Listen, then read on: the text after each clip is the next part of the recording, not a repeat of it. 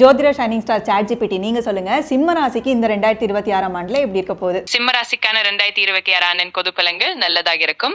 பணம், குடும்பம், ஆரோக்கியம் ஆகியவை எல்லாம் சமநிலையிலே இருக்கும். சில சந்தர்ப்பங்களில் சிறிய சவால்கள் வரலாம், ஆனால் மொத்தமாக பார்த்தால் சாதகமான ஆண்டாக இருக்கும். சிம்ம ராசிக்கான 2026 ஆண்டில் கல்யாணம் நடப்பதற்கான வாய்ப்புகள் நல்லபடியாக இருக்கிறது.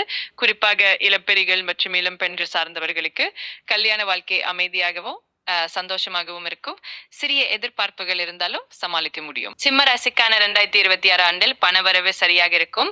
நல்ல வரவுகள் வரும். மேலும் சில போக்குவரத்து செலவுகள் அல்லது உபயோக செலவுகள் இருக்கலாம்.